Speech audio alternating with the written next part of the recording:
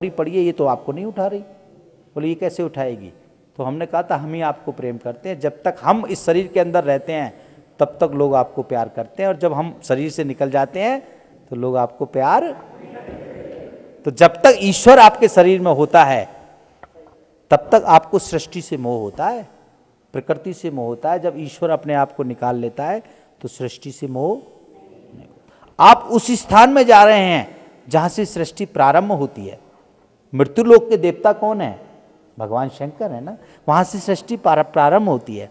आप उस स्थान पे जा रहे हैं जहां से पूरी सृष्टि ऑर्गेनाइज होती है। वहां पर जाकर के आपको उससे प्रेम हो जाना चाहिए। इस समय क्या प्रेम होना चाहिए? उससे प्रेम हो जाना चाहिए। जब आपका प्रेम उससे हो जाएगा तो ये तो सब वस्तु उसकी बनाई हुई हैं, सारी वस्तु आपको अपने आप ही मिल जाएंगी। इस समय तो आपका लक्ष्य केवल एक होना चाहिए कि हमको भगवान शंकर का दर्शन करना है। जैसे नवदा भक्ति में नहीं कहते भगवान, मंत्र जाप मम दृढ़ विश्वासा, पंचम भजन सो वेद प्रकाशा। वेदों ने भी कहा है जिन्होंने मंत्रों के ऊपर अपने आप को दृढ़ संकल्प कर लिया है उनके हृदय से परमात्मा प्रकट हुए हैं। वो मेरे 5वें नंबर के भक्त हैं। तो अब तो आप ये मन में धारणा कर लो कि अब तो हम कैलाश में आ गए। कैलाश में, भाई कैलाश की सीढ़ी है, अब तो प्रारंभ कैलाश ही होगा ना। कल से कैलाश की यात्रा प्रारंभ होगी, तो उस यात्रा में आपको सब चीज से दूर हट करके केवल एक ही लक्ष्य होना चाहिए, हे प्रभु आप मेरे हैं और मैं आपका हूं। यदि ऐसा भाव आ जाएगा तो ये मेरा अपना अनुभव है, आपको कोई पीड़ा ही नहीं होगी। यदि आपके अंदर ऐसा भाव आ गया कि प्रभु मैं आपका दर्शन करने आ रहा हूं, तो बड़ी परीक्षण करते हैं, परीक्षा करने में कसर नहीं छोड़ते, परीक्षा करते हैं। और अगर आपके मन में ये भाव आ गया कि प्रभु मैं आपका हूं और आप मेरे हैं, तो फिर परमात्मा स्वयं आपको दर्शन देने के लिए तत्पर है। वो तो बैठे हैं, आप उन्होंने कृपा की है, ये तो आप पक्का मान लो कि उन्होंने कृपा की है तो आपको यहां तक बुलाया। पक्की बात है ना। जब उन्होंने कृपा की और आप इस बात को समझ गए कि उनकी कृपा से हम लोग यहां तक आए हैं, तो अब हमारा भी फर्ज बनता है कि हम उनकी कृपा का सम्मान करें और अपने हृदय को उनसे जोड़ दें, उनके हृदय से जोड़ दें, उनके चरणों से जोड़ दें, उनके चरणों को अपने हृदय में धारण कर लें। तो परमात्मा हमारे साथ हैं, परमात्मा हमसे कहीं पे भी दूर नहीं है। रही बात मन की, तो मन आपका जब भटकाए, तो उसको क्या करना है आपको? एक व्यक्ति चोरी करे, एक बार आप उसको सजा दे दोगे, फिर चोरी करे, फिर सजा दे दोगे, फिर चोरी करे, फिर सजा दे दोगे, फिर चोरी करे, पुलिस में पकड़वा दोगे, फिर चोरी करे, फिर पुलिस सोचती है इसको बहुत पिटाई लगाओ, फिर भी नहीं मानता, फिर चोरी ज्यादा ही करने लगता है, तो फिर पुलिस उसको क्या करती है? उल्टा लटकाती है। 3rd डिग्री उनका सिस्टम होता है, तो वो उल्टा लटका करके फिर जब वो उल्टा लटक जाता है ना, फिर कहता है कि प्रभु अब मुझे छोड़ दो, अब मैं चोरी नहीं करूंगा। जब आपका मन ज्यादा आपको डिस्टर्ब करने लगे तो मन का उल्टा कर दो। मन का जब उल्टा करोगी तो मैं और ने, और जब उल्टा करोगी तो ने और मैं और ने जुड़े तो मन बना, और ने और मैं जुड़े तो नमे बना। क्या बना? नमे। ओम नमः शिवाय, ओम नमः शिवाय। नमे मतलब अपने आप को समर्पित। जब आप बिल्कुल उल्टे हो गए, विमुख हो गए हैं। विमुख कैसे हो गए? एक मछली ने कहा मुझे प्यास लगी हुई है। एक संत बैठे हुए साधना कर रहे थे, उन्होंने कहा तुझे प्यास लगी हुई है, सागर में तू बैठी हुई है, तुझे पानी नहीं पिया? बोले मुझे तो प्यास लगी है, मैं पानी कैसे पीऊँ? तो उन्होंने कहा तू एक काम कर, पलट जा, क्योंकि तू तो ऐसे चल रही है ना, तो ऐसे पानी नहीं जाएगा, तू पलट। जैसे तू पलटेगी, मुंह खोलेगी, पानी अंदर जाएगा। तो इस समय ये जो 5, 7, 10 दिन आपको जो मिल रहे हैं, ये बिल्कुल आप पलट करके परमात्मा से जुड़ जाओ, तो जब भी आपको भगवान शंकर की यात्रा का महत्व मिलेगा। यदि आप यहाँ पे भी नहीं जुड़ोगे तो फिर भाई कौन सा समय आएगा भगवान से जुड़ने का? जाना तो सबको है, मुझे भी, तुम्हें भी, सबको जाना है। ऐसा अवसर कब मिलेगा कि हम भगवान के कैलाश के चरणों में बैठ करके भगवान का स्मरण करें और वहाँ बैठ करके अभिषेक करें भगवान शंकर का, वहाँ बैठ करके लक्ष्मी महायज्ञ करें, मंत्रों की आहुति दें, मंत्रों से परमात्मा को बुलाएं, मंत्रों के द्वारा परमात्मा आते हैं, आहुति दें। आहुति देकर के परमात्मा के स्वरूप का दर्शन करें, ऐसा अवसर तो कभी कभी मिलता है, रोज रोज नहीं मिलता, चाहते हुए भी नहीं मिलता है। तो भगवान से यही प्रार्थना करें कि प्रभु अब आपने बुला ही लिया है, अब आ ही गए हैं, तो अब कम से कम दर्शन तो दो। और दर्शन वो जब ही देंगे जब आपका मन शुद्ध होगा। खाली भगवान का तो एक ही, बेचारे बड़े सरल बड़े विनम्र हैं, उनका तो इतनी विनम्रता इतनी सरलता है कि केवल आप अपने आप को शुद्धिकरण कर लें, परमात्मा आपके साथ हैं, वो आपसे कभी भी अलग नहीं हो सकते। अगर आपका शुद्धिकरण नहीं होगा, मंत्रों का प्रभाव बताता हूँ। एक बार भगवान शंकर से पार्वती ने पूछा कि प्रभु ऐसा कोई मंत्र है जिससे कल्याण हो जाए? उन्होंने कहा हाँ है, ऐसा तो एक ही मंत्र है। शंकर से पूछे हिमाचल कुमारी, कहो नाथ कौन सा मंत्र कल्याणकारी? कहो नाथ कौन सा मंत्र कल्याणकारी? किससे कल्याण हो सकता है? ऐसा कोई मंत्र है? तो बोले त्रिपुरारी महादेव शंकर, जपा कर महामंत्र है ये, हरि ओम तत्सत, हरि ओम तत्सत। इस मंत्र का जाप करो और कल्याण हो जाएगा। उन्होंने कहा मैं तो नहीं मानती, इससे कोई कल्याण हुआ है आज तक किसी का? कोई उदाहरण है? तो भगवान शंकर बता रहे हैं, लगी आग लंका में हलचल मची थी, लगी आग लंका में हलचल मची थी, तो विभीषण की कुटिया कैसे बची थी? कैसे बच गई विभीषण की कुटिया? लिखा था यही मंत्र कुटिया के ऊपर, हरि ओम तत्सत, हरि ओम तत्सत। जपा कर महामंत्र है ये, हरि ओम तत्सत, हरि ओम तत्सत। उन्होंने कहा बात तो प्रभु आपकी सही है, कोई और उदाहरण है? बोले हाँ है। क्या असुर ने जब अग्नि का खम्मा रचा था तो प्रहलाद क्यों कर बचा था? कैसे बच गया प्रहलाद? करी जो विनय उसने अधीर होकर, हरि ओम तत्सत, हरि ओम तत्सत, हरि ओम तत्सत। तो अब हम हरि ओम तत्सत का खाली जाप करें, क्योंकि भगवान शंकर विष्णु के उपासक हैं और विष्णु भगवान शंकर के उपासक हैं। रामेश्वरम का मतलब, जब भगवान राम ने रामेश्वरम की स्थापना की तो पूछा भाई रामेश्वरम का मतलब क्या है? जो राम का ईश्वर है। भगवान शंकर से पूछा कि इन्होंने आपको स्थापित किया है, उसका नाम रामेश्वर रखा है, तो इसका मतलब क्या है? बोला जिसका राम ईश्वर है वो रामेश्वर है। राम से पूछा तो वो करे जो राम का ईश्वर है वो रामेश्वर है। भगवान शंकर कह रहे हैं जिनका राम ईश्वर है वो रामेश्वर है। एक दूसरे को अपना ईश्वर मान रहे हैं। तो आप भी अपने आप में उनको ईश्वर मान करके अपने आप में परमात्मा को समर्पित करके यात्रा करेंगे तो ये यात्रा आपकी यातना में नहीं बदलेगी और सद्भावना में बदल जाएगी। हरि ओम हर हर हर महादेव। एकानन चतुरानन पंचानन राजे, भोले पंचानन राजे। हंसासन गरुड़ासन, हंसासन गरुड़ासन, वृषवाहन साजे। हरि ओम एवदो भुज चार चतुर भुज दस भुज से सोहे, भोले दस भुज से सोहे। तीनों रूप निरखता, करूप निरखता, त्रिभुवन जन मोहे। हरि ओम एव यक्षमाला वनमाला रुंडमाला धारे, ओ भोले रुंडमाला धारे। चंदन मृग मद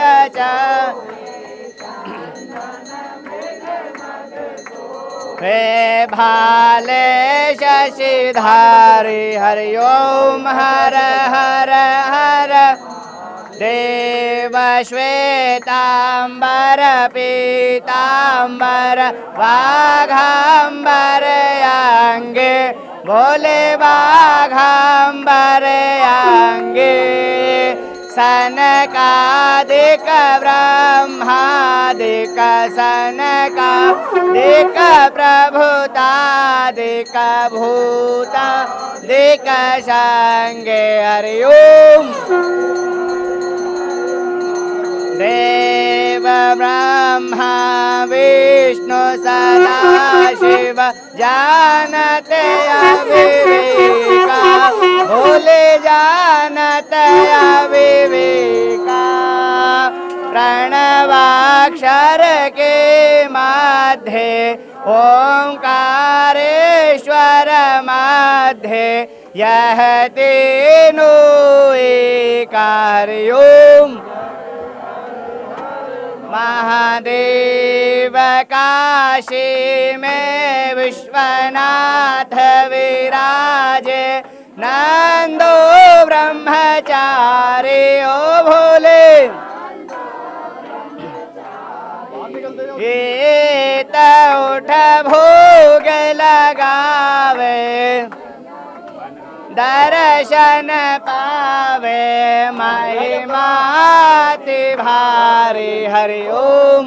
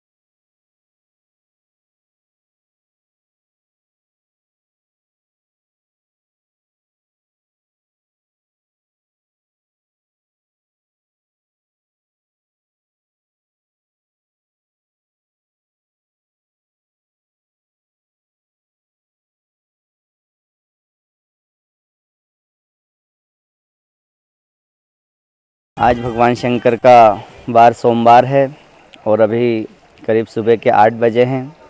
हम लोग सभी लोग नाश्ता करके और यहाँ से बॉर्डर के लिए निकलने के लिए एकदम रेडी हैं। हमारी बस तैयार है, सामान सारा लद चुका है उसके ऊपर और भगवान शंकर से ये कामना करते हैं कि भगवान शंकर हमारी यात्रा को मंगलमय बनाए और अपने दिव्य स्वरूप का कैलाश पर्वत पर हमें दर्शन दें। नमस्कार दोस्तों, आज सोमवार का दिन है और सुबह के लगभग 8 बज चुके हैं। मैं बताना चाहूँगा कि तमाम हमारे ग्रुप के जितने भी जत्थे के लोग हैं सभी ने भोजन लिया है और महाराज श्री के पावन सानिध्य में सभी लोग बिल्कुल तैयार हैं। हम अगला स्टेज जो हमारा लासा बॉर्डर यानी कि कादारी बॉर्डर, जिसके बाद हम चाइना की सीमा में दाखिल हो जाएंगे। उसके बाद तो हम लोग अब हिलटेक रिजॉर्ट से निकल रहे हैं भोले बाबा की कैलाश मानसरोवर की यात्रा के लिए। सभी लोग तैयार हैं, सभी बसेस तैयार हैं। सोमवार का बहुत ही सुंदर दिन, खिली हुई धूप और उसके साथ सभी लोग उल्लास से भरे हुए, खुशी से भरे हुए और परमपिता परमात्मा और भोले बाबा की पूरी भक्ति से सराबोर सभी लोग निकलने के लिए तैयार। बैग्स पैक हो चुके हैं, लोग गाड़ियों में बैठ चुके हैं। ये हमारा यहाँ से यात्रा का सीधा प्रस्थान।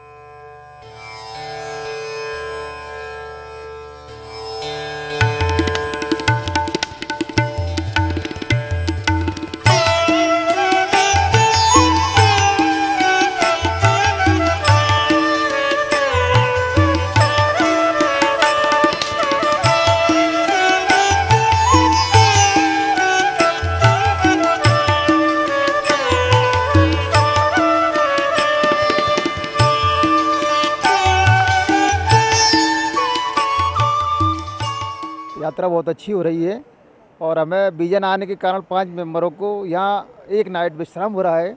कल हम आपसे संपर्क करेंगे, एक ही समय हो जाएंगे साथ में और यात्रा करेंगे।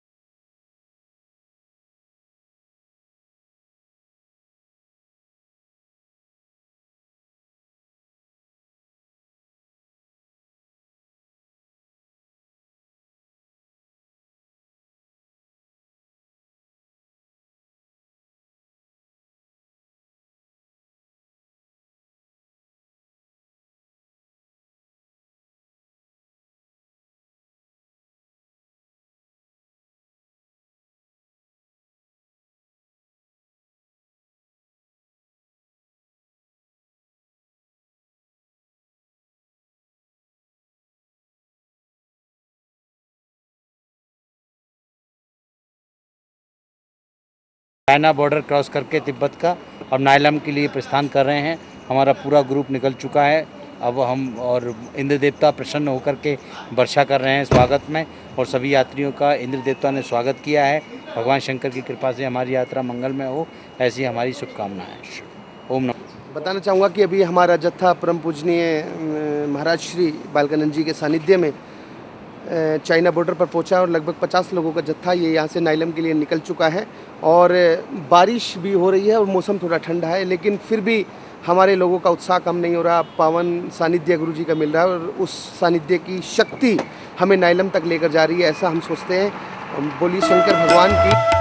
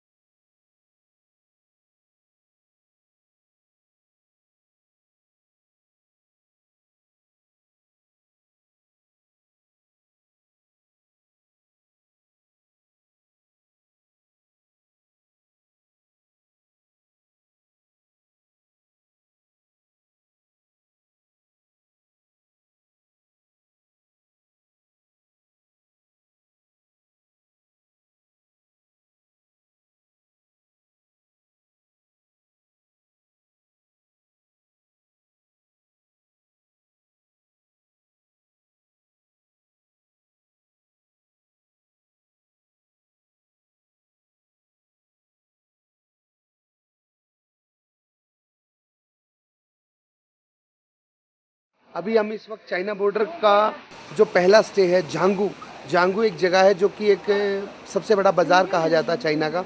हम यहाँ पर खड़े हुए हैं, किसी विशेष कारण से हमारी यात्रा रोक दी गई है, लेकिन कुछ देर बाद वो यात्रा पुनः शुरू होगी और परम पूजनीय स्वामी जी का आशीर्वाद हमें निरंतर मिल रहा है। बारिश का मौसम, लगातार बारिश के कारण मौसम, रोड थोड़ा स्लिपरी है और आगे भी रोड ठंड कुछ होने के कारण हमारा ये जत्था आगे बढ़ने वाला।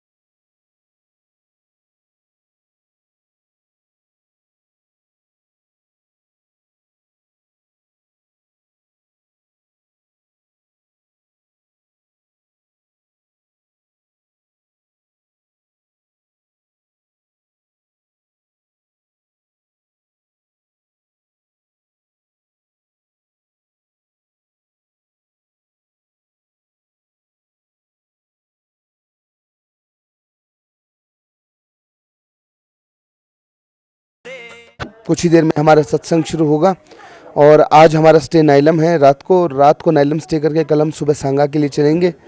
और मैं बताना चाहूँगा कि आज लगभग टेम्परेचर 8 से 10 डिग्री है, काफ़ी ठंड है, शीतलहर चल रही है। रात को भी बारिश हुई थी और लेकिन इस बारिश के बावजूद भी भक्तों का उत्साह कम नहीं हुआ, क्योंकि उत्साह ये एक अलग आनंद की अनुभूति है।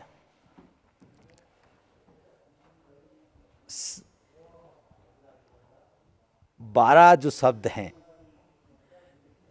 12 ही ज्योतिर्लिंग क्यों हैं, ये एक समझने की बात है। 13 क्यों नहीं है, 14 क्यों नहीं है? कारण यह है कि हर व्यक्ति जब सृष्टि, यहाँ पर सृष्टि को रचा, सृष्टि में जब जीव की उत्पत्ति की गई तो 12 राशि बनाई गई। कितनी राशि बनाई गई? 12। तो कथा तो बहुत लंबी है, सूक्ष्म में मैं आपको बताऊंगा। तो प्रत्येक व्यक्ति का जब यहाँ पर जन्म होता है वो किसी न किसी राशि से जुड़ता है, उसकी कोई ना कोई एक राशि बनती है और उन 12 की 12 राशियों पर 9 ग्रह चलती हैं। कितनी ग्रह चलती हैं? 9। और आप लोग सबने रुद्राक्ष की अगर माला धारण कर रखी होगी तो वो 108 दाने की होती है, ठीक है। 12 राशियों पे 9 ग्रह चलती हैं तो 12 निम्मा 108, इसलिए माला 108 दाने की हम लोग धारण करते हैं। तो जब भी आप कभी जाप करें तो 108 वाले दाने की जो माला है, जरूरी नहीं है वो रुद्राक्ष की हो, जरूरी नहीं है वो मोती की हो, जरूरी नहीं है वो स्फटिक की हो, जरूरी नहीं किसी भी चंदन की हो, आप 108 दाने की माला पर जाप करेंगे तो 12 की 12 राशियों की 9 ग्रहों का आपका जाप हो जाएगा। अब आप भगवान का यहाँ जो दर्शन करके आ रहे हैं कैलाश का, और कुछ लोग यहाँ से दर्शन करने जा रहे हैं, सबका अलग अलग अनुभव है। हम जा रहे हैं दर्शन करने, वहाँ तो कुछ भी नहीं है, खाली एक पर्वत है। पर्वत तो हम लोग यहाँ पे भी देख रहे हैं।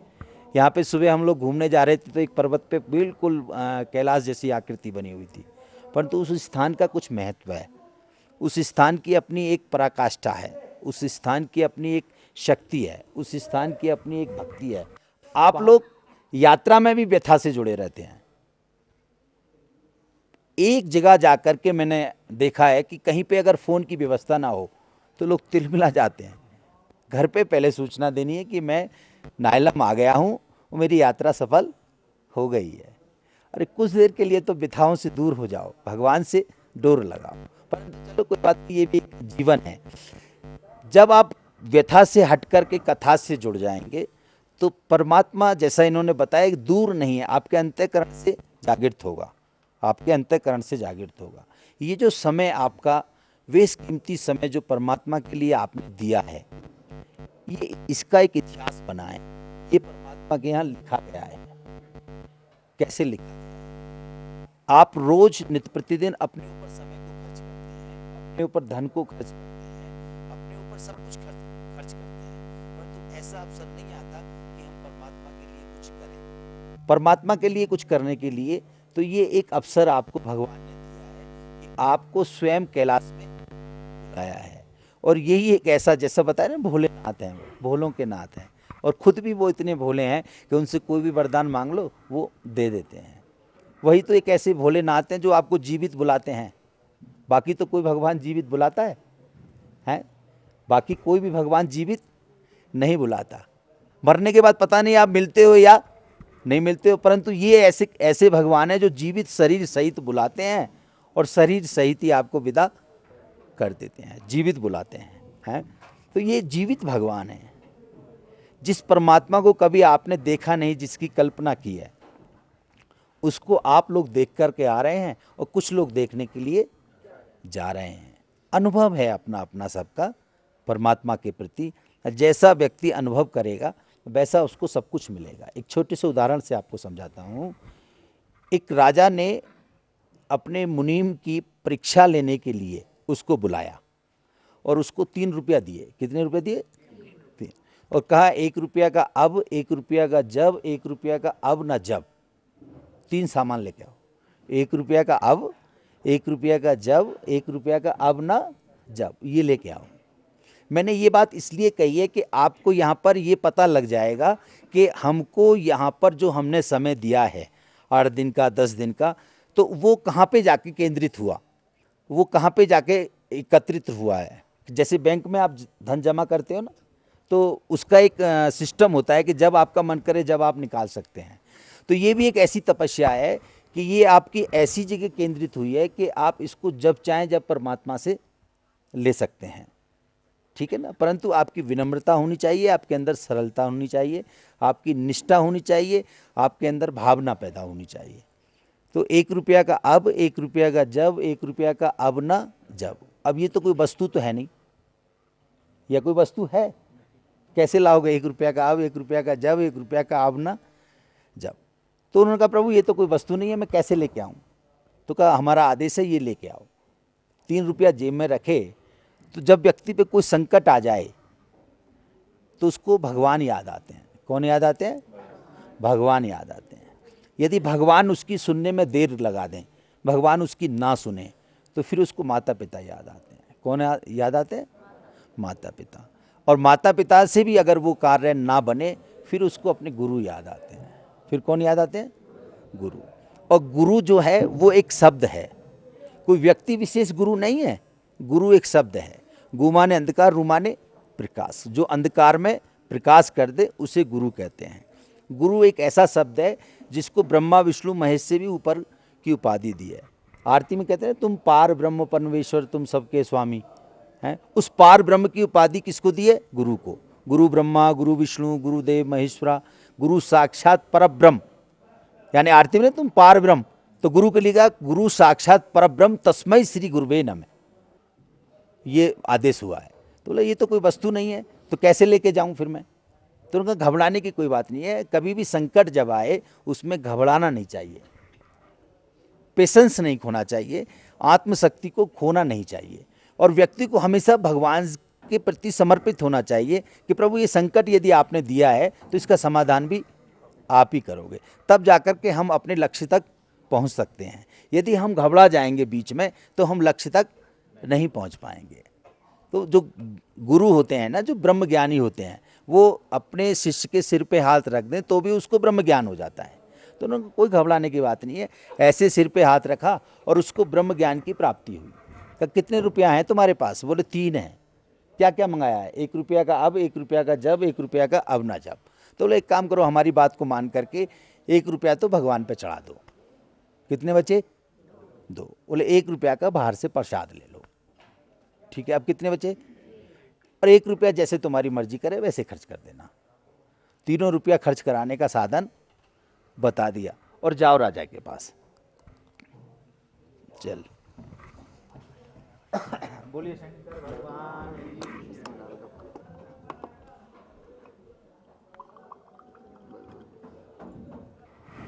शंकर भगवान की कृपा से आप जाइए और जाकर के उसको उसका जो प्रश्न है उसका उत्तर दे के आइए। जब वो राजा के सामने आए तो राजा ने पूछा, आप हमारी वस्तु लेके आए हो? तो क्या मंगाया था आपने?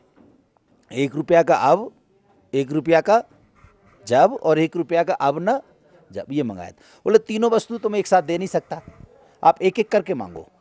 1 रुपया का अब, तो प्रसाद ले गए थे ना, वो हाथ पे रख दिया। कहा, आपने प्रभु ये रुपया अभी खर्च किया है और इसका फल भी आपको अभी मिल गया है। 1 रुपया का अब और 1 रुपया का जब, बोले वो भगवान पे चढ़ा दिया, वो वहाँ पर लिख गया है, जब आप इस जन्म को छोड़ करके अगले जन्म में प्रवेश करेंगे वो आपको जब मिलेगा। और कहा 1 रुपया का अब ना जब, बोले वो रास्ते में से मैं गुजर रहा था, एक मदारी खेल कर रहा था, उसको दे दिया, वो ना अब मिले और ना जब मिले है। तो परमात्मा से यदि आप जुड़े तो परमात्मा ने आपको कुछ दिया, परमात्मा ने आपको शक्ति दी, परंतु दी किस लिए? क्योंकि आपके अंदर भक्ति है, तब परमात्मा ने शक्ति दी। भक्ति स्वतंत्र सकल गुण खानी और बिन सत्संग पावौ न प्राणी। भक्ति स्वतंत्र है और सभी गुणों की खान है, परंतु बिना सत्संग के मिलती नहीं है। परंतु गोस्वामी जी ने तो लिख दिया, और जब उस पर तर्क हुआ तो लोगों ने कहा भक्ति स्वतंत्र कैसे हो सकती है? भक्ति करने में तो बाउंडेशन है, 15 मिनट बैठना है, पूजा करना है, 10 मिनट बैठना है, आधा घंटा बैठना है। तो आधा घंटा या 15 मिनट जब हम भक्ति में बैठते हैं तो स्वतंत्रता खत्म हो गई। तो भक्ति को स्वतंत्र कैसे कहा? भाई आप देखें, आप अपना अनुभव देखें कि अभी आपको हम बोलें आप महामृत्युंजय मंत्र का 5 मिनट जाप करें, ओम त्र्यंबकम यजामहे सुगंधिम पुष्टिवर्धनम, तो ये वाला मंत्र का जाप करें यदि आप, तो 5 मिनट तक आप बाउंड हो गए, तो स्वतंत्रता तो खत्म हो गई। परंतु गोस्वामी जी ने तो लिखा है ना, भक्ति स्वतंत्र सकल गुण खानी और बिन सत्संग पावौ न प्राणी। तो स्वतंत्र कैसे है? तो उन्होंने जो जब तर्क हुआ तो विद्वानों ने ये कहा कि भक्ति स्वतंत्र है, भक्ति करने वाला स्वतंत्र नहीं है। भक्ति इसलिए स्वतंत्र है कि आप कार में बैठे हैं तो आप भी भक्ति कर रहे हैं और आपका ड्राइवर भी भक्ति स्मरण कर रहा है। तो भक्ति स्वतंत्र है, उसको कोई भी कर सकता है। उसके लिए ना कोई जाति है, ना कोई मनुष्य है, ना कोई पुरुष है, ना कोई नारी है, मतलब कोई भी व्यक्ति जिसके हृदय में परमात्मा का भाव पैदा हो जाए वो परमात्मा का भक्त बन सकता है। वो बड़ी सरल है, बड़ी सहज है। अभी जैसे सृष्टि की बात चल रही थी, ये जो सृष्टि यहाँ पर जब बनी है, ब्रह्मा जी, विष्णु और भगवान शंकर, अब इन तीनों का अवतरण जब हुआ है तो इनके विषय में तो मुझे लगता है कि शायद वेदांत यानी वेदों से भी आगे की जो बातें हैं वो एक वेदांत का सब्जेक्ट है कि इनके विषय का समझाना तो बहुत गूढ़ विषय की बात हो जाती है। परंतु सृष्टि के विषय में आपको ये जानना है कि आप यहाँ बैठ कर के कैसे ईश्वर को प्राप्त कर सकते हैं। खाली कैलाश का दर्शन कर लिया और दर्शन करके यहाँ से जाकर के अपने नाम के आगे एक छाप लगा दी, भाई मैं भी कैलाश होके आया हूँ, तो उससे परमात्मा नहीं मिलेंगे, उससे परमात्मा नहीं मिलेंगे। परमात्मा आपको जब मिलेंगे जब आप परमात्मा को प्राप्त करने का साधन अपने हृदय में पैदा कर लेंगे। जब तक आपके हृदय में परमात्मा से मिलने का साधन नहीं बनेगा तब तक परमात्मा आपको नहीं मिलेंगे। आपको साधन कैसे करना है, आप एक बात बहुत अच्छी तरीके से समझ लें। आप सब लोग जितने भी हैं मंत्रों से जुड़े हुए हैं। किनसे जुड़े हुए हैं? मंत्रों से। तंत्र से जुड़े हुए हैं, यंत्र से जुड़े हुए हैं। जब कभी कोई संकट आ जाता है, कभी कोई गुरु एक यंत्र बना के दे देता है तो गुरु जी ने यंत्र दिया है, बड़ी अच्छा लग रहा है, या कोई तंत्र की प्रक्रिया बता देते हैं तो भी अच्छा हो जाता है। और मंत्र तो हैं ही है। अब कौन कौन से ऐसे मंत्र हैं जिनसे परमात्मा बहुत जल्दी प्राप्त हो जाते हैं? ठीक है ना। उनमें सबसे ज़्यादा महत्वपूर्ण मंत्र जो है वो है गायत्री मंत्र। कौन सा मंत्र? गायत्री मंत्र। अब गायत्री क्या है? गायत्री तो एक शब्द है ना। जो मंत्र है ओम भूर्भुवः स्वः तस्सवितुर्वरेण्यं भर्गो देवस्य धीमहि धियो यो न प्रचोदयात्, ये तो वेद का मंत्र है। ये किसका मंत्र है? ये गायत्री का मंत्र नहीं है। ये किसका मंत्र है? वेद का। अब ये गायत्री से कैसे जुड़ा? ये गायत्री से कैसे जुड़ा और इस मंत्र के अंदर क्या विशेषता है? मैंने ये बात इसलिए की, यदि आप भगवान शंकर की गायत्री पढ़ें तो आपको परमात्मा भगवान शंकर जल्दी मिल जाएंगे। यदि आप लक्ष्मी जी के उपासक हैं, लक्ष्मी जी की गायत्री पढ़ें तो लक्ष्मी जी जल्दी मिल जाएंगी। यदि आप राम की गायत्री पढ़ें तो राम जल्दी मिल जाएंगे। यदि आप हनुमान जी की गायत्री पढ़ें तो हनुमान जी जल्दी मिल जाएंगे। यानी कि गायत्री मंत्र तो सभी देवताओं का है ना। तो गायत्री तो एक शब्द है, गायत्री एक शब्द है। ये शब्द कहाँ से उत्पन्न हुआ, खाली ये समझना है। इस यात्रा में यदि आपने ये समझ लिया कि ये गायत्री है क्या, तो आपका जीवन सफल हो जाएगा।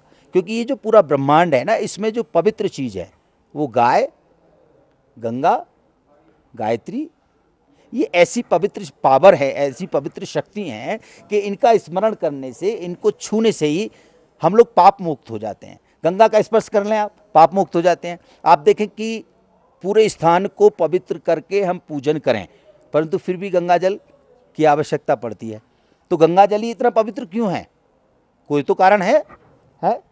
उसके बाद जब पूर्ण रूप से यज्ञ संपन्न हो जाता है तो कोई ना कोई गायत्री के द्वारा यज्ञ को संपन्न कराया जाता है।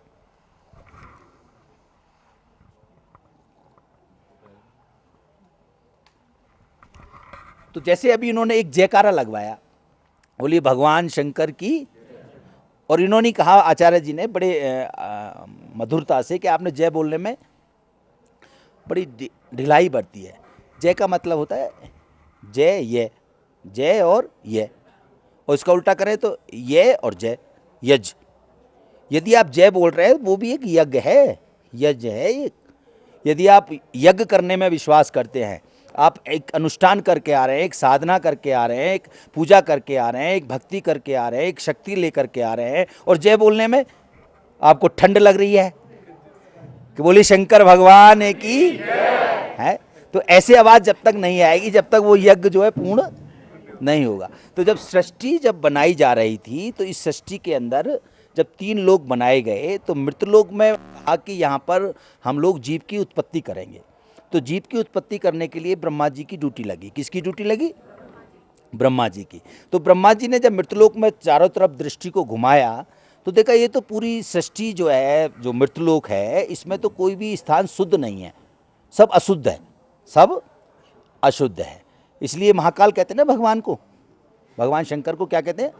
महाकाल इसीलिए कहते हैं क्योंकि ये पूरा की पूरा जो स्थान है ना मृतलोक, ये पूरा अशुद्ध है। यहाँ पर यदि कोई वास कर सकता है, वही वास कर सकता है जो कालों का भी काल हो, महाकाल। नहीं तो यहाँ पे बहुत अशुद्धियाँ हैं। चलो एक विस्तार की बात, सूक्ष्म में आते हैं। तो उनको जब सृष्टि बनाने के लिए देखा तो उन्होंने सोचा यहाँ पे तो कोई स्थान है नहीं ऐसा जो पवित्र हो, तो मैं कहाँ पर बैठ करके सृष्टि की उत्पत्ति करूँ। क्योंकि जब जहाँ पर किसी भी चीज़ की उत्पत्ति की जाती है, वहाँ पर एक स्थान चुना जाता है जिसको पवित्र किया जाता है। आप फैक्ट्री लगाएं तो पहले पूजा करेंगे नहीं करेंगे, शुद्धिकरण करेंगे। तो ऐसे ही ब्रह्मा जी ने कहा भाई अभी इसको कोई तो स्थान बताओ जहाँ शुद्धिकरण हो। कोई स्थान शुद्धिकरण का नहीं है। विष्णु जी से पूछा, उन्होंने कहा मुझे तो नहीं पता। शंकर जी से पूछा, उन्होंने कहा मेरी तो पूरी नगरी है, मैं क्या बताऊं कि कौन सा शुद्ध है कौन सा अशुद्ध है। अपना घर तो सबको अच्छा ही लगता है ना, तो आप ही चुन लो, आपको सृष्टि बनानी है आप ही चुनिए।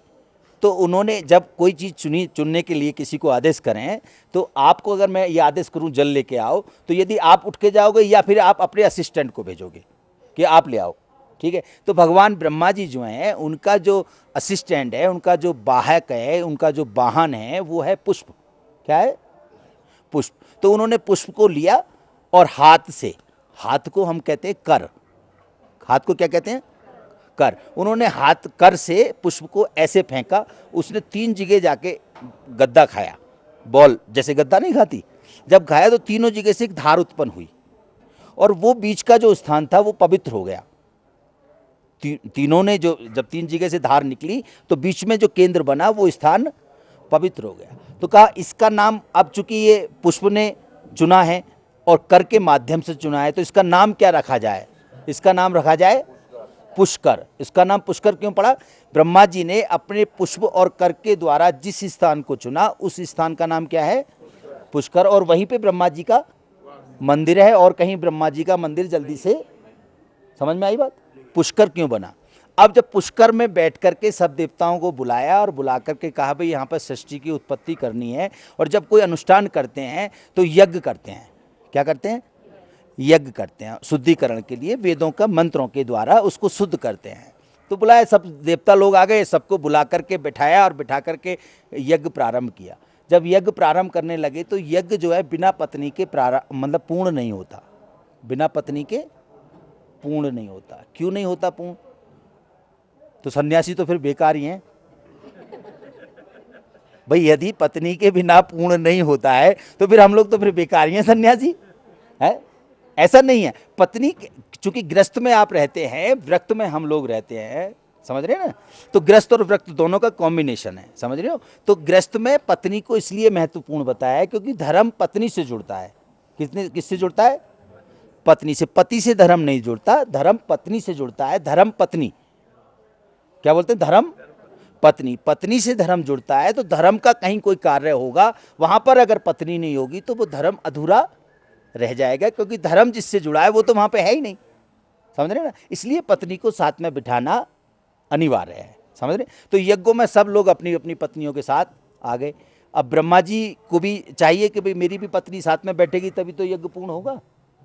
तो ब्रह्मा जी ने नारद जी को कहा, जैसा अभी आचार्य जी ने कहा कि ब्रह्मा जी की पत्नी का नाम क्या था? आप लोग तो अभी कथा सुन रहे थे, ब्रह्माणी नहीं बताया? ब्रह्माणी कहा नहीं इन्होंने? तो ब्रह्माणी को जाके बुला के लेके आओ। अब नारद जी एक ऐसे व्यक्तित्व है नारद जी का कि उनकी एक आदत है, एक काम बताओगे आप, वो 2 काम अपनी मर्जी से जरूर करेंगे। ज्ञान देने वाले व्यक्ति का नाम है नारद, ठीक है? तो अब नारद जी को कहा जल्दी जाइए और उनको बुला के लाइए, इतने समय के अंदर वो आ जाएंगे, क्योंकि घड़ी नक्षत्र पल ये निकल जाएगा तो मुहूर्त निकल जाएगा। तो ठीक है, अभी गया और अभी बुला के लाता हूँ। अब जैसे वो वहाँ गए, माता जी यज्ञ प्रारंभ होने जा रहा है, सृष्टि की उत्पत्ति प्रारंभ होने जा रही है, आपको चलना है, परंतु कोई जल्दी नहीं है, आराम से चलना है, कोई जल्दी। अब ऐसा एक तो स्त्रियों का जो तैयार होने का समय है वही बड़ा जल्दी है, और कोई ये कहते कोई बात नहीं आराम से चलना है, तो फिर भगवान की प्रहलाद जी और ज़्यादा कृपा हो जाती है, फिर तो आराम से ही तैयार होंगे नहीं होंगे। तो उन्होंने कहा जल्दी कोई नहीं है, आराम से चलना है। अब वही घड़ी, वो नक्षत्र, वो पल, वही मुहूर्त निकल रहा है और वो आ नहीं रही। तो सब देवताओं ने मिलकर के कहा देखो अब सृष्टि की उत्पत्ति करनी है तो एक नारी की उत्पत्ति और कर लो, क्योंकि उनको आने में अभी देर लगेगा, क्योंकि जिसकी ड्यूटी लगी है वो पूर्ण ब्रह्मज्ञानी है, तो वो जल्दी से लेके नहीं आ सकते हैं, तो एक नारी की उत्पत्ति और करो। तो उन्होंने एक नारी की उत्पत्ति की। किसकी उत्पत्ति की? एक नारी की। तो जब नारी की उत्पत्ति की तो कहा कि ये तो अभी चूंकि मृतलोक की मिट्टी से उसको बनाया है तो ये तो अशुद्ध है। मृतलोक को तो अभी बोला ना कि वो तो अशुद्ध है, तो ये तो अशुद्ध है, अब इसको शुद्ध कैसे किया जाए? तो शुद्ध करने के लिए किससे किया जाता है? गंगा से। शुद्ध किससे किया जाता है? गाय से, ठीक है? तो गाय को बुलाओ और इसको शुद्ध कराओ। तो गाय को बुलाया और गाय से कहा कि तुम इसको अपनी जिब्या से चाट करके इसको शुद्ध कर दो। जब जिब्या से चाट करके उस नारी को शुद्ध किया तो अब इसको नाम भी दिया जाए, चूंकि गाय ने इसको शुद्ध किया है तो इसलिए इसका नाम गायत्री। गाय ने इसको तारा है इसलिए इसका नाम, समझ में आई बात? तो गायत्री इसलिए पड़ा। तो अब गायत्री को शुद्ध करके अपने बगल में बिठा के वरण किया, ठीक है? अब वरण किया, उनके द्वारा मंत्रों से यज्ञ प्रारंभ हुआ। अब जब घर में कोई नई बहू आती है तो आप लोग कुछ गिफ्ट में देते हो नहीं देते? लिफाफे बना के देते ना, कोई कुछ देता है, कोई कुछ देता है, कोई कुछ देता है। तो वहाँ तो सब देवता लोग आए हुए हैं और ब्रह्मा जी ने एक नई नारी की उत्पत्ति की है, तो जितने भी देवता हैं उन सब ने एक एक गिफ्ट में उनको सबने अपना एक एक मंत्र उनको दे दिया, तो सभी देवताओं का गायत्री मंत्र बन गया। समझ में आ गई बात? नहीं आई? अगर किसी को कोई पूछना हो तो पूछ सकते हैं, ठीक है? तो गायत्री मंत्र इसलिए बना सभी देवताओं का, ठीक है ना? अब हम लोग चूंकि अग्रवाल हैं, ये ब्राह्मण हैं, दोनों का कॉम्बिनेशन हो गया है, ठीक है? वेदों के उपासक ब्राह्मण होते हैं और लक्ष्मी के उपासक कौन होते हैं? अग्रवाल होते हैं। तो मैं वेद की वेद की भी बात करूंगा और मैं लक्ष्मी की भी बात करूंगा। इसलिए एक बार तो लक्ष्मी गायत्री का उच्चारण कर ही लो। श्री महालक्ष्मी च विद्महे विष्णु पत्नी च धीमहि तन्नो लक्ष्मी प्रचोदयात्। यदि इस लक्ष्मी के द्वारा आपने कोई भी यज्ञ किया लक्ष्मी जी का, तो लक्ष्मी जी की कृपा हो जाती है। अब लोग कहते तो हैं कि भाई देखो, सबको हंसी आई लक्ष्मी के बात मैंने कही, परंतु उनके बिना एक मिनट भी, एक पल भी कोई कार्य हो नहीं सकता। हो सकता है आप यात्रा करने आए हैं, बिना लक्ष्मी के क्या यात्रा संपन्न होती? एक भी व्यक्ति हाथ खड़ा करके बता दे कि बिना लक्ष्मी के यात्रा संपन्न हो ही नहीं सकती थी। ये जो आपकी सेवा में जितने भी लोग खड़े हैं ना, ये लक्ष्मी की महिमा है। अगर लक्ष्मी जी नहीं होती ना, तो आप नेपाल की तो चले के अपने घर से ही नहीं निकल सकते थे। तो लक्ष्मी एक वो पावर है जिसका कोई तर्क नहीं है। सब चीज का तर्क है, परंतु लक्ष्मी का कोई तर्क नहीं है। तो सब देवताओं ने गायत्री मंत्र बन गया और वहां पर यज्ञ पूर्ण हुआ। अब जब यज्ञ पूर्ण हुआ, तो जिस मंत्र से यज्ञ को पूर्ण किया था, चूंकि अब वो ब्रह्माणी जी भी आ गई, नारद जी लेके आ गए, तो उन्होंने कहा प्रभु ये क्या लीला है? और स्त्री को सबसे बड़ी पीड़ा जो होती है, अब मैं किससे नजर मिला के बात करूं?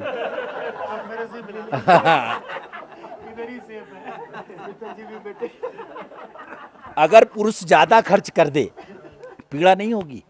और अगर किसी दूसरी स्त्री से एक बार फोन पे या कैसे ही बात भी कर लेना, तो फिर भगवान की पूरी कृपा होती है। ठीक है ना? तो ये भी विषय एक चिंतन का विषय है। तो अब उनको बुलाया गया, जब उनको बुलाया और बिठाया, तो उन्होंने कहा ये तो मेरी पहचान तो आपसे है, अब इसकी पहचान किससे होगी?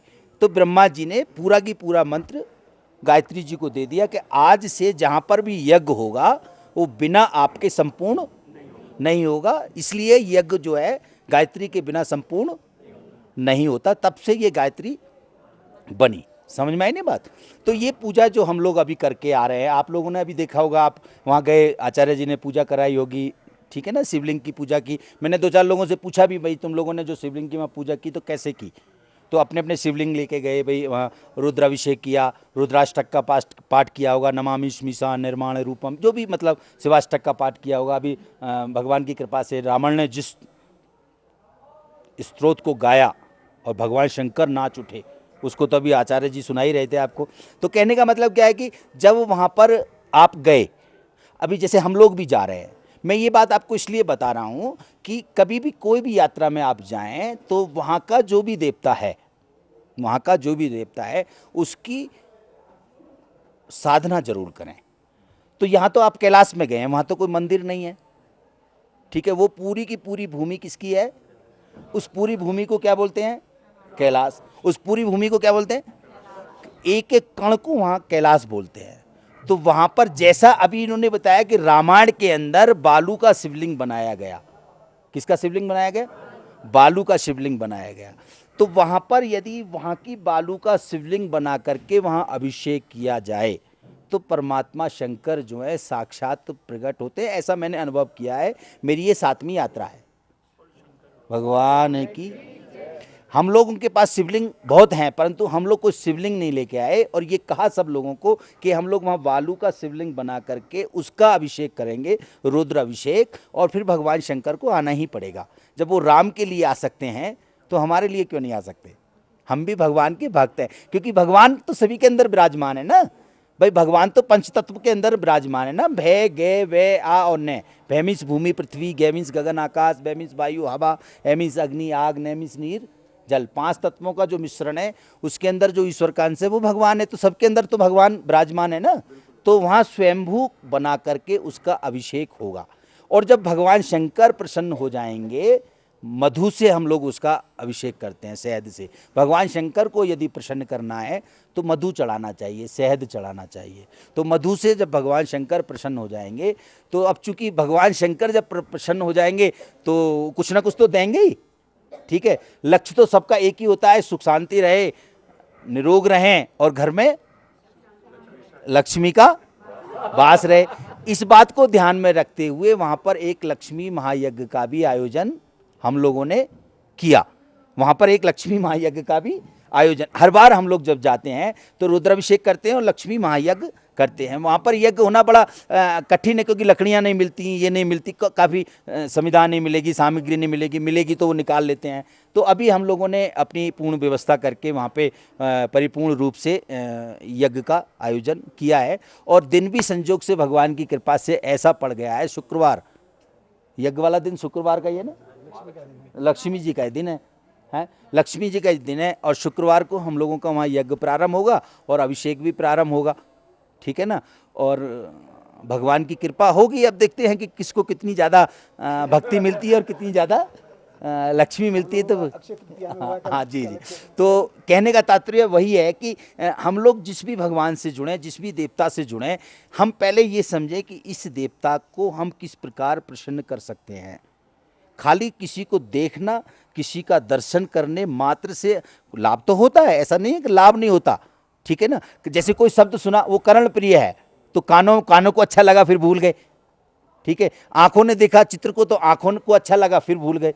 परंतु हम जब उसको अपने मन से, अपने हृदय से, अपनी आत्मा में उस छवि को धारण कर लेंगे तो हम कभी भी उसको भुला नहीं पाएंगे, और जब चाहेंगे तब हमको वो दृश्य याद आ जाएगा। जिन भी व्यक्तियों ने उस छवि को अपनी आत्मा में धारण किया होगा, वो अपने घर जा कर के अपने रिश्तेदारों को उस छवि का पूर्ण वर्णन कर सकते हैं। यार वो तो दृश्य ऐसा था, वहाँ जाते ही ऐसे लगता था कि पूरा ब्रह्मांड यहाँ से ऑर्गेनाइज होता है। आपने देखा होगा, वहाँ कुछ नहीं है, पूरा ब्रह्मांड वहाँ से ऑर्गेनाइज होता है।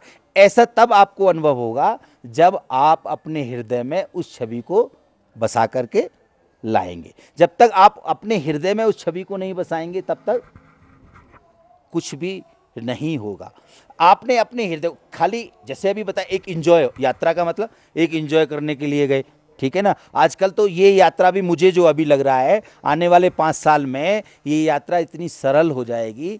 हमने 2004 में जब यात्रा की थी तो रोड नहीं थे, और जब रोड नहीं थे तो एक बार आदमी भटक जाए तो उसको रास्ता मिलना मुश्किल हो जाता था। और ये कुछ भी आपको यहाँ पे जो दिखाई दे रहा है ना, ये 3 स्टार और 4 स्टार, ये कुछ भी यहाँ पर नहीं था। और साधारण गेस्ट हाउस में रुक करके यात्रा की जाती थी, और बहुत ज़्यादा यातनाएं सहन करके हम लोग वहाँ तक जाते थे।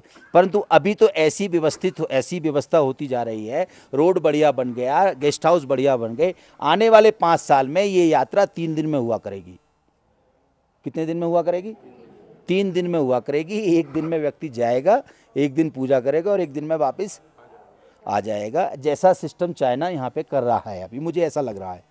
तो ये जो यात्रा है, ये यात्रा आपकी भावनाओं की यात्रा है। ये यात्रा आपकी भावनाओं की यात्रा है। यदि आपकी भावना शुद्ध इस यात्रा में आने के बाद भी नहीं हुई तो फिर कब शुद्ध होंगी? हमसे तो फिर वो अच्छे हैं, एक बार हज करने के बाद उनका नाम हाजी पड़ जाता है। हम लोग 7 बार कैलाश कर आए तब भी हमको कोई कैलाशी नहीं कहता है। अरे आप लोग आए हो तो आपके नाम के आगे टाइटल बन जाए कैलाशी, तब तो इस यात्रा की महत्वता है। और यदि आप जाके भूल गए कि भाई हमने कैलाश की यात्रा भी कभी की थी, तो वो तो फिर बेकार है। फिर तो आप आए और आकर के गए। आपको यहाँ पे ये सीखना है कि भगवान शंकर ने हमको क्या सिखाया। भगवान शंकर ने ये सिखाया कि आपको कितना भी कष्ट हो, परंतु आप घबराएं ना। जब इस यात्रा में आपने प्रारंभ की होगी और सबसे पहले जब आप नाइलम आए होंगे तो आपके 70 आदमी है, 80 आदमी है, 80 आदमियों में से 70 आदमियों के तो सिर में दर्द जरूर हुआ होगा ना। तो ये एक सिस्टम है परमात्मा का। तो ये बात आपको याद रहनी चाहिए। भगवान ने सिखाया कि आपको कभी भी किसी भी परिस्थिति में घबराना नहीं चाहिए। यदि आप किसी परिस्थिति में घबरा गए तो ईश्वर को कैसे प्राप्त करोगे? फिर ईश्वर को आप प्राप्त नहीं कर सकते। ईश्वर को प्राप्त आप जब भी कर सकते हैं जब आपके अंदर संकल्प होगा कि मुझे ईश्वर से मिलना है, मुझे ईश्वर से मिलना है। जब तक आपके मन में ये संकल्प नहीं होगा तब तक आप ईश्वर से नहीं मिल सकते हैं। तो आपका संकल्प पूर्ण रूप से जब आपके हृदय में आ जाएगा तब आप परमात्मा तक पहुंचोगे। अभी कुछ लोग ऐसे भी हैं जो यहाँ से भी वापस चले जाएंगे, कुछ लोग ऐसे हैं सांगा से वापस चले जाएंगे, और कुछ लोग ऐसे हैं वहाँ पहुँचते पहुँचते ही उनको यही पता नहीं कब तो पूजा होगी और कब नहीं होगी। तो ये भगवान की बिना कृपा के आपको दर्शन नहीं हो सकता। आपको भगवान ने अपनी कृपा का पात्र माना है, इसलिए भगवान ने आपको दर्शन दिया है और देने के लिए बुलाया। ये समय बार बार नहीं आ सकता, ये समय बार बार नहीं आ सकता। किसी एक बुजुर्ग आदमी से जिसको कोई रोग लगा हुआ है उससे कहा जाए कि तुम यात्रा करने चले जाओ, तुम्हारे लिए हम पूरा हेलीकॉप्टर बुक करके वहीं तक भेज देते हैं, तो भी वो यात्रा करने नहीं आ सकता। और आ भी गया तो फिर वो वहाँ पे दर्शन नहीं कर सकता, क्योंकि घटा आ जाएगी तो कैलाशी दिखाई नहीं देगा। वो भी जब दिखाई देंगे तब आपका मन खुश होगा उनसे और उनका मन खुश होगा आपसे, नहीं तो घटा में छिप जाते हैं। वो हमने देखा है, वो दृश्य है। हमने एक बड़ा ऐतिहासिक और पौराणिक जगह है। आप लोगों को याद होगा जब भगवान ने तुलसा का सतीत्व भंग किया था नारायण ने, तब तुलसा माता ने, जिनके अपने सब घर में पूजा करते हैं, उनको श्राप दिया था कि तुम पत्थर के बन जाओ। तो भगवान अपने भक्त की इच्छा रखने के लिए स्वयं वहाँ पे पत्थर बन गए थे। और वहीं से जो गंडकी नदी अपने भारत में आती है नेपाल से और बिहार में आके गंगा से मिलती है, उसको काली गंडकी बोलते हैं, उसका उद्गम स्थल है। वहाँ पर जितने भी पत्थर निकलते हैं उन सबको शालिग्राम कहते हैं। अपने जितने भी भारत में जहाँ दुनिया के जिस कोने में शालिग्राम की पूजा करते हैं वो वहीं के पत्थर है। जैसे आप लोग को जानते हैं कि नर्मदा नदी में जितने भी पत्थर निकलते हैं उनको नर्मदेश्वर बोलते हैं और उनकी शिव के रूप में पूजा होती है और नारायण के रूप में यहाँ पे पूजा होती है। यहाँ पे माँ का शक्तिपीठ भी है और यहाँ पर वो ज्वाला के रूप में माँ प्रकट है, मूर्ति रूप नहीं है वहाँ पर। जैसे ज्वालामुखी में जाते हैं ज्वाला निकलती रहती है, वैसे ही उस मंदिर के पास में ज्वाला निकलती रहती है। और सबसे बड़ा अद्भुत जो वहाँ पे था वो बौद्ध और हिंदू धर्म का एक समागम स्थल है। पहले तो हम लोग भी घबरा गए कि ये बौद्ध मंदिर है, मंदिर कहाँ पे है, बार बार लोगों से पूछ रहे थे, नहीं यही मंदिर है, यही मंदिर है। तो देखिए नीचे में खाली ज्वाला की पूजा हो रही है, बाहर में बौद्ध भिक्षुक बैठकर अपने मंत्र का पाठ करते हैं।